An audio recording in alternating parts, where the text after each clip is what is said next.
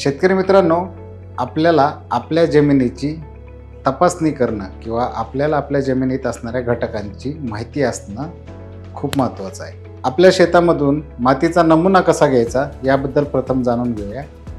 आपलं शेत ज्या प्रकारे आहे, जर एकदम चौकोनी असेल तर चारही कोपऱ्यातील आणि एक मधल्या ठिकाणची अशी 5 ठिकाणची माती घ्यायची. जर आपलं शेत आयताकृती असेल तर आपण नागमोडी वळणासारखं एक साधारण 7 ते 8 ठिकाणाहून माती घ्यायची. मग आता माती घेताना ती माती कशी काढायची तर फावड्याच्या साह्याने किंवा खोऱ्याच्या साह्याने आपण जमिनीत इंग्रजी व्ही आकाराचा खड्डा घ्यायचा आहे 9 ते 12 इंचापर्यंत, साधारणपणे पाऊण ते 1 फुटापर्यंत, आणि त्याचा एक तिरका भाग जो आहे त्या पूर्ण तिरक्या बाजूची एका बाजूची माती खाली गोळा करायची आणि ती आपल्याला एका पाटीत ठेवायची.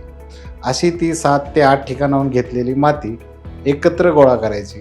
त्या मातीमध्ये जर काही खडे आले असतील, गारगोटी असतील तर ते सगळे वेचून बाजूला काढून घ्यायचे. माती चांगली चाळून घ्यायची. आपल्याकडे असणाऱ्या गोणीवर किंवा कापडावर, पेपरवर ती माती व्यवस्थित पसरवून घ्यायची.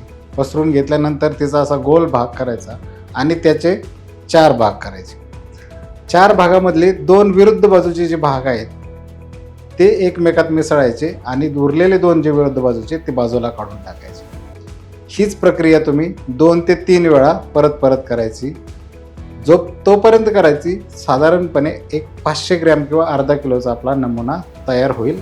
अशा पद्धतीने आपला एक प्रातिनिधिक मातीचा नमुना तयार होईल. कापडी पिशवीत तो माती भरून टाकायची आणि त्याच्यामध्ये आपला नाव, गट नंबर, मोबाईल नंबर, गाव, तालुका, जिल्हा आणि घेवायचं पीक अशी संपूर्ण माहिती लिहून त्या पिशवीमध्ये टाकायची. आता हा मातीचा नमुना कुठे पाठवायचा तर शासकीय माती परीक्षण प्रयोगशाळेमध्ये किंवा NABL संलग्न असणाऱ्या माती परीक्षण प्रयोगशाळेमध्ये तुम्ही हा नमुना तपासणीसाठी पाठवू शकता.